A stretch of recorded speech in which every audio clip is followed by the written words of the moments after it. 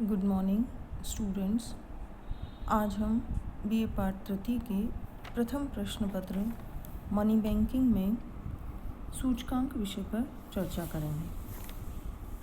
सूचकांक, जैसा कि हम जानते हैं, वस्तुओं एवं सेवाओं के मूल्यों में अनेक कारणों से परिवर्तन होते रहते हैं। ऐसे परिवर्तनों का अप्रत्यक्ष व सापेक्ष माप ही किया जा सकता है। इसीलिए मुद्रा की क्रय शक्ति सामान्य मूल्य स्तर से मापी जाती है।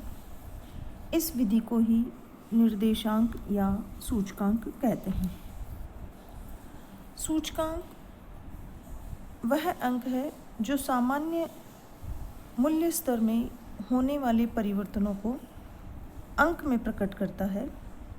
सूचकांक अंकों की एक ऐसी श्रेणी है, एक ऐसी श्रृंखला है जिसके द्वारा किसी भी तथ्य के परिमाण में, किसी भी सामग्री के परिमाण में होने वाले परिवर्तनों का समय समय या स्थान के आधार पर माप किया जाता है।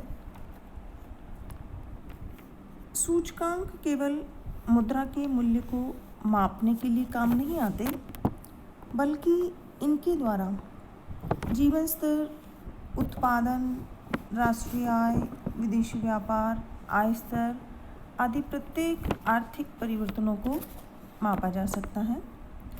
सामान्य मूल्य स्तर को मापने का सर्वमान्य उपाय सूचकांक ही है।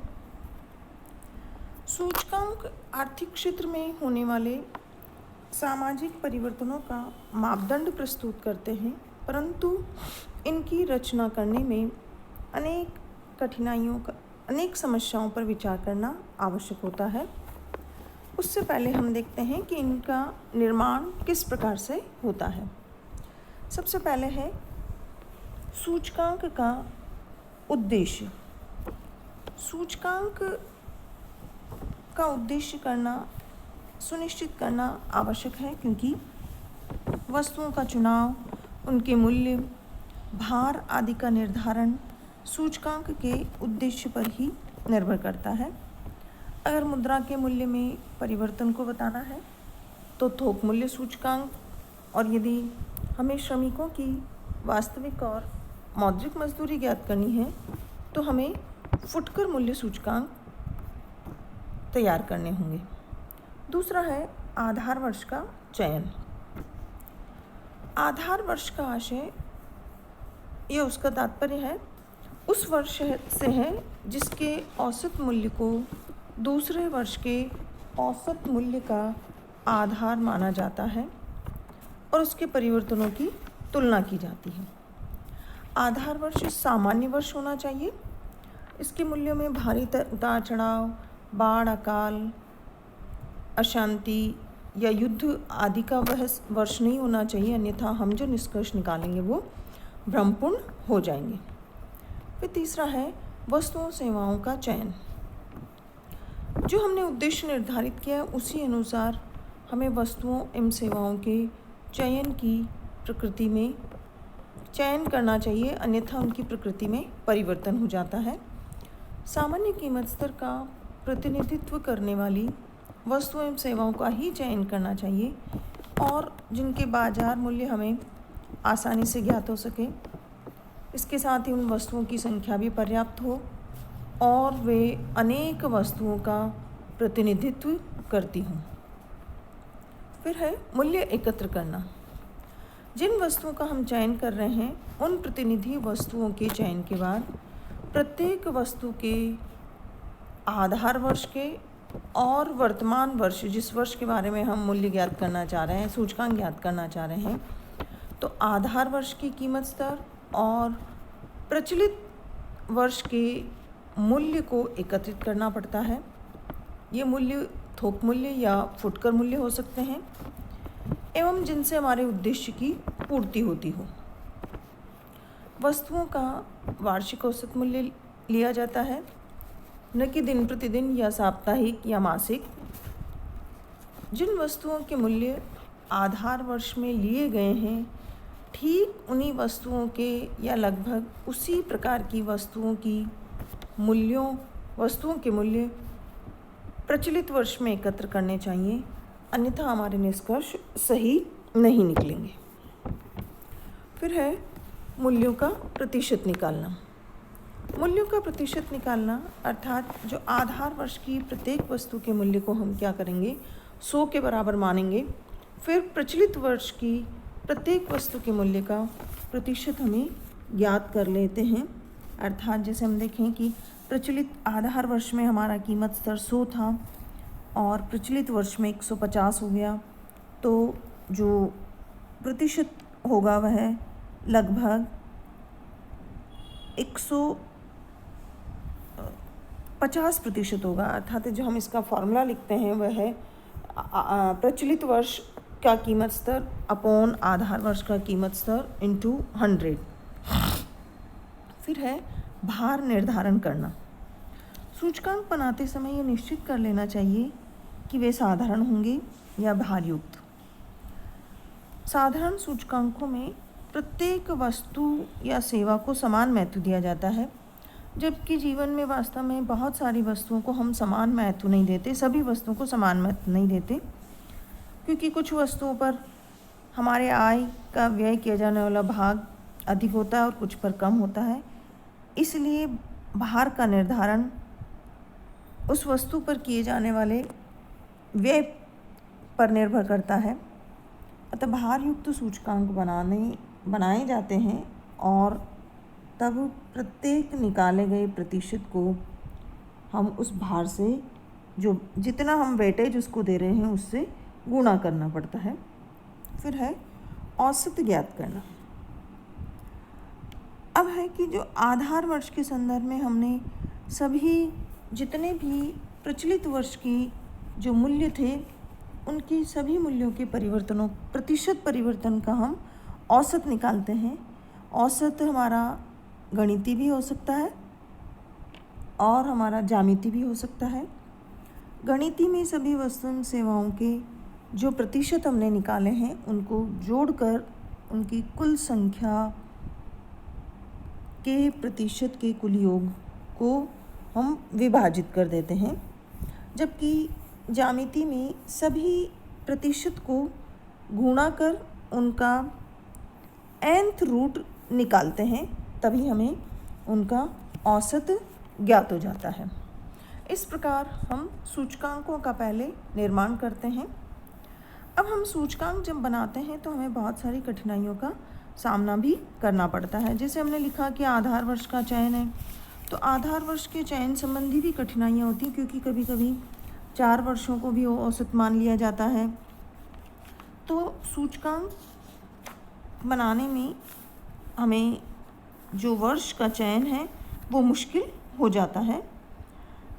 दूसरी है प्रतिनिधि वस्तुओं का चयन।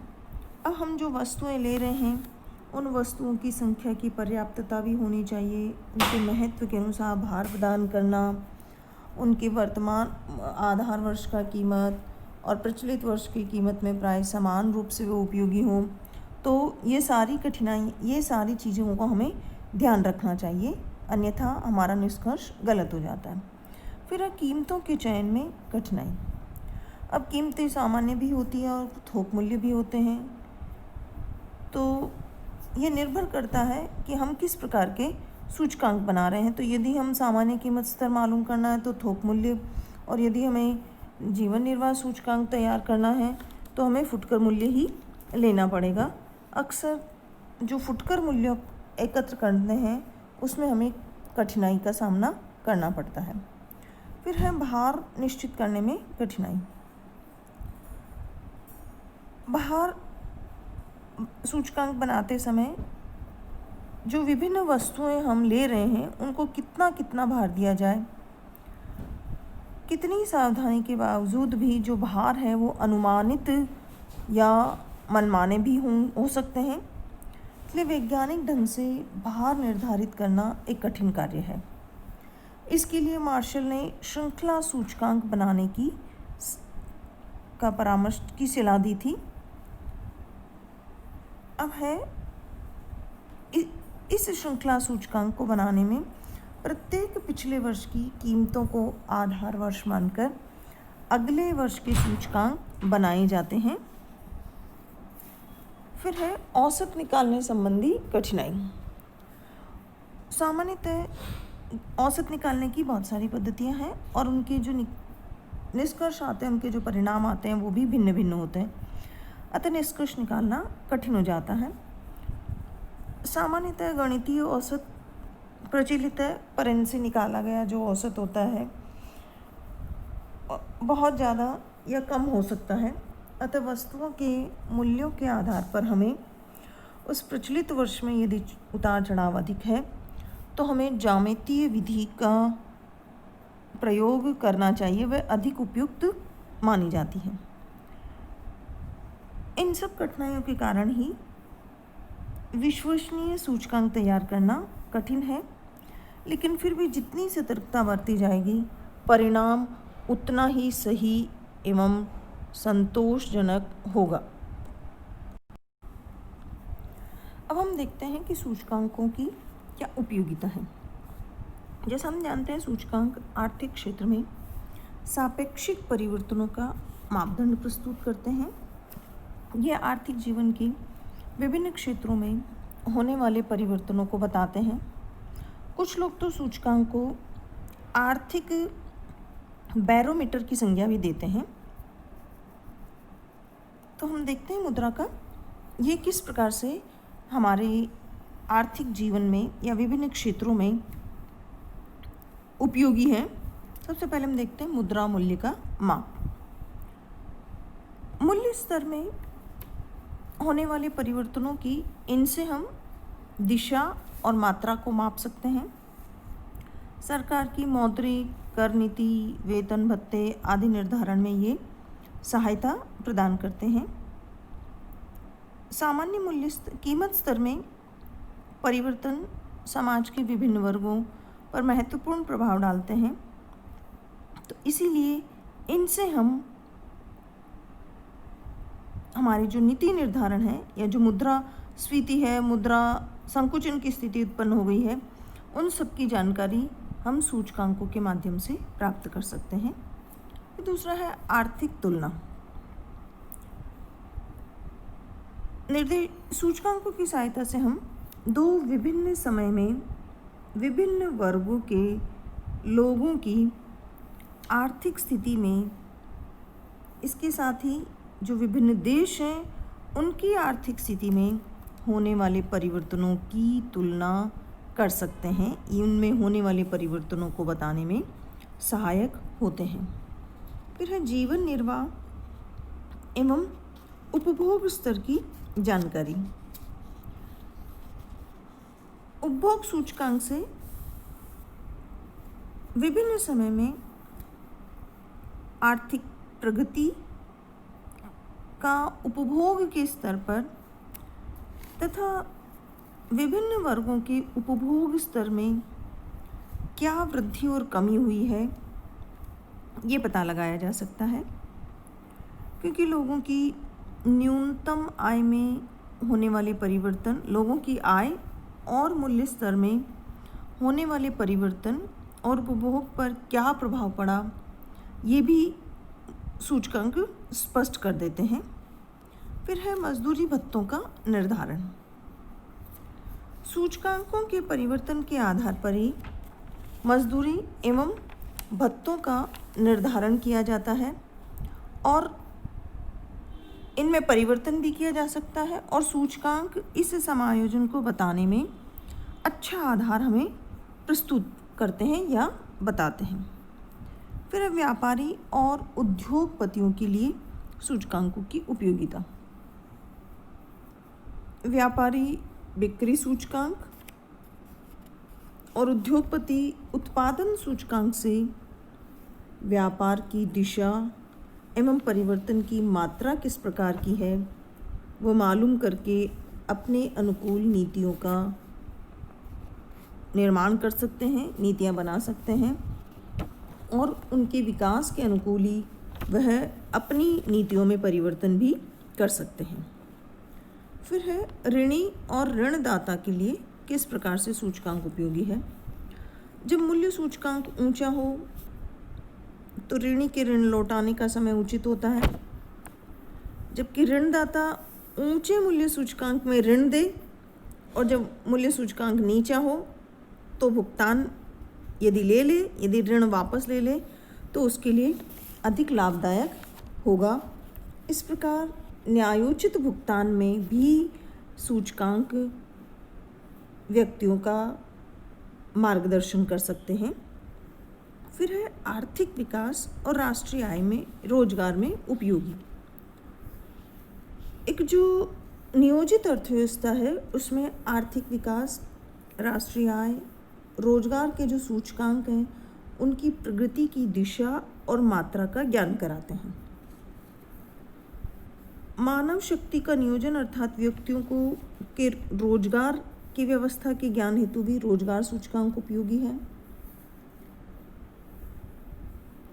सरकार एवं राजनीतिज्ञों के लिए किस प्रकार उपयोगी है कि देश की आर्थिक स्थिति को सही ढंग से समझने, उनका विश्लेषण करने और उनके निष्कर्ष के आधार पर नीतियों का निर्माण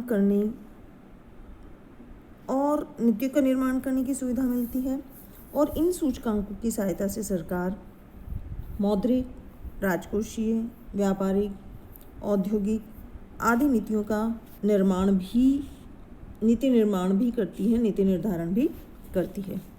फिर है अंतर्राष्ट्रीय आर्थिक परिवर्तनों की तुलना और विदेशी विनिमय दर में भी ये सूचकांक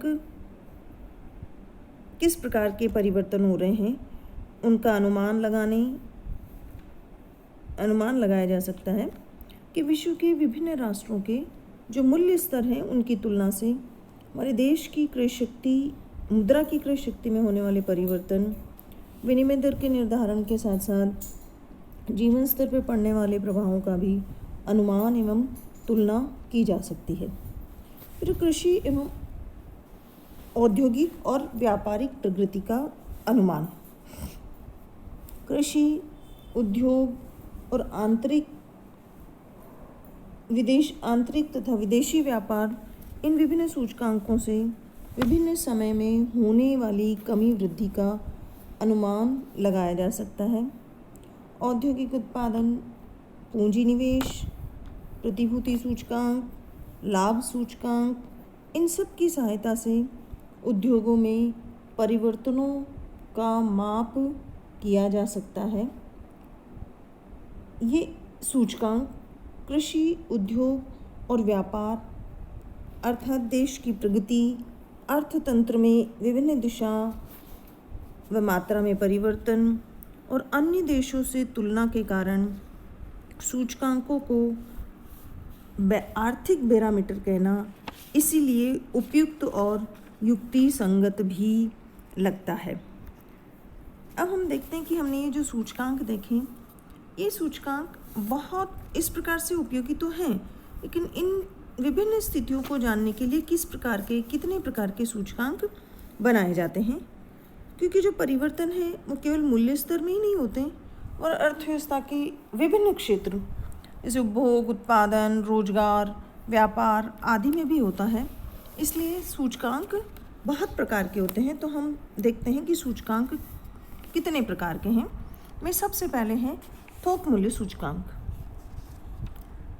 देश की कीमत स्तर में होने वाले परिवर्तनों को मापने के लिए जब मुख्य वस्तुओं के थोक मूल्यों के आधार पर सूचकांक बनाए जाते हैं तो हम इन्हें थोक मूल्य सूचकांक कहते हैं। सरकार इनके आधार पे मौद्रिक व मूल्य निर्धारण की नीति बनाती है, मूल्य नियंत्रण की नीति बनाती है। आर्थिक सलाहकार इन्हीं थोक मूल्य सूचकांक, आर्थिक सलाहकार भारत में जो आर्थिक सलाहकार हैं, थोक कीमत निर्देशांक हैं, वो इसका एक उदाहरण है। दूसरा है श्रमिक वर्ग जीवन निर्वाह सूचकांक। श्रमिकों की मजदूरी, महंगाई भत्ते, मूल्यों के प्रभाव को निश्चित करने में जो फुटकर मूल्य के आधार पर हम ये सूचकांक तैयार करते हैं। लेबर ब्यूरो इस प्रकार के सूचकांक भारत में तैयार करता है। फिर औद्योगिक उत्पादन सूचकांक। प्रचलित वर्ष में औद्योगिक उत्पादन में जो हमारा आधार वर्ष है उसकी तुलना में कितनी कमी वृद्धि हुई है उसका स्तर ज्ञात करने के लिए औद्योगिक सूचकांक बनाए जाते हैं। जो हमारा केंद्रीय वाणिज्य मंत्रालय के जो औद्योगिक उत्पादन निर्देशांक, इसका एक उदाहरण है। कैपिटल औद्योगिक उत्पादन सूचकांक भी इसके उदाहरण हैं। फिर है व्यापार सूचकांक। व्यापार सूचकांक आंतरिक भी हो सकता है और विदेशी व्यापार भी हो सकता है। इनकी सहायता से व्यापार में प्रगति, सरकारी नीतियों का विश्लेषण किया जाता है। फिर प्रतिभूति मूल्य सूचकांक। प्रतिभूति अर्थात स्टॉक और शेयर बाजार में प्रतिभूति और अंशों के मूल्य में होने वाले परिवर्तनों को आधार वर्ष की तुलना में मापने हेतु बनाया जाता है। ये पूंजी निवेश का मार्गदर्शन करते हैं। साथ ही उद्योगों में होने वाली विकास, तेजी, मंदी आदि प्रवृत्ति का भी ज्ञान इससे हमें हो सकता है, जिससे जो प्रतिभूति बाजार में जिस प्रकार व्यक्ति निवेश करता है उसे इसके बारे में जानकारी प्राप्त हो जाती है। फिर है उपभोग सूचकांक। उपभोग वस्तुओं के मूल्यों में होने वाले परिवर्तनों एवं उपभोक्ता का उस पर क्या प्रभाव पड़ेगा ये मालूम करने के लिए ये सूचकांक बनाए जाते हैं। फिर है आय सूचकांक। राष्ट्रीय आय सूचकांक के द्वारा औद्योगिक, कृषि, व्यापार, परिवहन आदि सभी क्षेत्रों में होने वाली या विकास कार्यक्रम की प्रगति का हमें ज्ञान हो जाता है। इन विभिन्न क्षेत्रों में होने वाली प्रगति और अवनति किस प्रकार की है उसका भी ये ज्ञान करा देते हैं। फिर अन्य सूचकांक। इसके अलावा भी अंतर्राष्ट्रीय व्यापार, कृषि उत्पादन निर्देशांक, कृषि कार्यक्षमता सूचकांक, बिक्री सूचकांक, रोजगार सूचकांक आदि भी बनाए जाते हैं। तो इस प्रकार से हम विभिन्न क्षेत्रों में होने वाले जो परिवर्तन हैं इन विभिन्न सूचकांकों के माध्यम से हम ज्ञात कर सकते हैं। अब हम देखते हैं कि ये जो सूचकांक हैं इन सूचकांकों की भी कुछ सीमाएं हैं, अर्थात इसकी जो कुछ कठिनाइयाँ और इसकी सहायता से विभिन्न क्षेत्रों में होने वाले परिवर्तनों को तो हम पता लगा सकते हैं, लेकिन कुछ कठिनाइयों और इसकी अपर्याप्त सत्यता अर्थात ये पूर्ण रूप से विश्वसनीय नहीं होते, इसके कुछ दोष या कुछ सीमाएं मानी जाती है। उसमें है सबसे पहला कि इनका सीमित उपयोग है। चूँकि प्रत्येक सूचकांक का एक उद्देश्य निश्चित होता है, इसीलिए इस निश्चित उद्देश्य के कारण उनका यदि दूसरे उद्देश्य के लिए हमने प्रयोग किया तो हमारे निष्कर्ष त्रुटिपूर्ण और भ्रमात्मक हो सकते हैं। फिर है समयांतर की सीमा, अर्थात विभिन्न वर्षों में जो सूचकांक की तुलना यदि हम करते हैं तो वह भ्रमात्मक हो सकती है, क्योंकि समयांतर से उपभोग की आदत, जीवन स्तर में परिवर्तन, उत्पादन की नई पद्धतियाँ और उत्पादित वस्तुओं में भिन्नता हो जाती है, तो उससे हमारे निष्कर्ष गलत आ सकते हैं। जैसे यदि हम देश के सामान्य मूल्यों का अध्ययन 1950 की अवधि से करें तो निश्चित रूप से हमारे जो निष्कर्ष होंगे वो गलत हो सकते हैं। फिर गणितीय सत्यता का अभाव।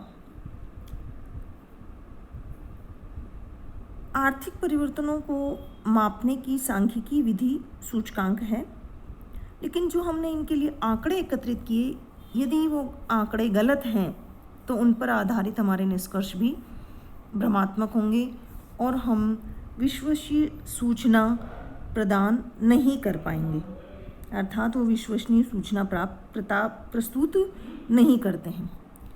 फिर है कि जो हम भारयुक्त सूचकांक बनाते हैं उनमें मनमाने ढंग से भार दिया जाता है या दिया जा सकता है, क्योंकि जो सूचकांक बनाने वाली भार जो दिया जा रहा है वो सूचकांक बनाने वाली संस्था या व्यक्ति की इच्छा पर निर्भर करता है। जबकि एक समय में महत्वपूर्ण वस्तु दूसरे समय में कम महत्वपूर्ण हो जाती है, तो सूचकांक बनाते समय या इसलिए ये जो सूचकांक जो बना रहे हैं हम, जिनको हम भार दिया जा रहा है, तो ये मूल्यों में होने वाले परिवर्तनों का सही प्रतिनिधित्व नहीं कर पाते हैं। फिर है भूतकाल के अंकों पर आधारित। ये जो सूचकांक है, ये दो भूतकालीन अवधि में जो तुलना करते हैं पर वर्तमान स्थिति का परिचय नहीं देते। जैसे सूचकांक ये प्रकट करते हैं कि मूल्य वृद्धि हो रही है, पर जानकारी से पहले यदि मूल्य में कमी हो गई तो जो आगे की हम नीति निर्माण करेंगे वह गलत हो जाएगी। फिर अंतर्राष्ट्रीय तुलना करना संभव नहीं है। विभिन्न देशों के मूल्य स्तर की सूची और उनको जो दिया जाने वाला भार होता है वो अलग अलग होता है। अतः इन असमानताओं के कारण जो तुलना की जा रही है उससे हमारे परिणाम भी असत्य या गलत हो सकते हैं। इस प्रकार रॉबर्टसन ने ये कहा है कि मुद्रा में होने वाले परिवर्तन को ठीक ठीक मापना न तो सैद्धांतिक दृष्टि से संभव है और न ही व्यवहारिक, लेकिन फिर भी मुद्रा के मूल्य में परिवर्तन होते हैं और यदि हम पर्याप्त सावधानी बरतें तो व्यवहारिक कार्यों के लिए ये जो सूचकांक हैं वो ठीक ठीक माप एवं प्रयोग किए जा सकते हैं।